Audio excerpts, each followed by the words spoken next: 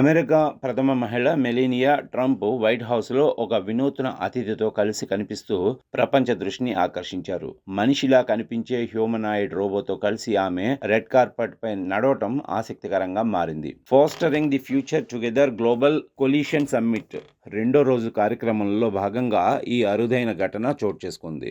అమెరికాలో తయారైన ఫిగర్ 03 అనే హ్యూమనాయిడ్ రోబోతో కలిసి మెలానియా 40కి పైగా దేశాల ప్రతినిధులకు స్వాగతం పలికారు. ఈ సందర్భంగా మాట్లాడిన ఫిగర్ 03 రోబో టెక్నాలజీ మరియు విద్య ద్వారా పిల్లలను శక్తివంతం చేసే ఈ చారిత్రక ఉద్యమంలో భాగమవటం గర్వంగా ఉంది అని పేర్కొంది.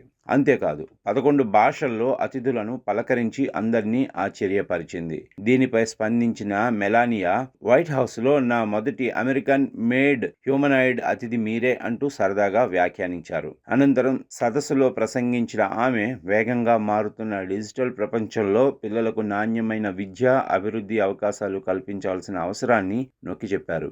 భవిష్యత్తులో హ్యూమనాయిడ్ టీచర్లు విద్యార్థుల అవసరాలకు అనుగుణంగా బోధన చేయగలవని ఆమె ఆశాభావం వ్యక్తం చేశారు. సిలికాన్ వ్యాలీకి చెందిన ఫిగర్ ఏఐ సంస్థ ఈ ఫిగర్ 03 రోబోను అభివృద్ధి చేసింది. హెలిక్స్ అనే ఏఐ ఇంజిన్తో పనిచేసే ఈ రోబో ధర సుమారు $25,000. ఈ సదస్సులో ఓపెన్ ఏఐ, పాలింటీర్, XAI వంటి ఏఐ సంస్థలతో పాటు గూగుల్, మెటా, అడోబ్, మైక్రోసాఫ్ట్ వంటి టెక్ దిగ్గజాలు, జూమ్ వంటి కనెక్టివిటీ ప్లాట్ఫామ్స్ ఒకే చోట చేరడం విశేషం. ఈ సందర్భంగా ప్రపంచ నాయకులు టెక్నాలజీని ఉపయోగించి పిల్లల భవిష్యత్తును మెరుగుపరచాలని, ఆర్థిక వ్యవస్థలను బలోపేతం చేయాలని మెలానియా పిలుపునిచ్చారు.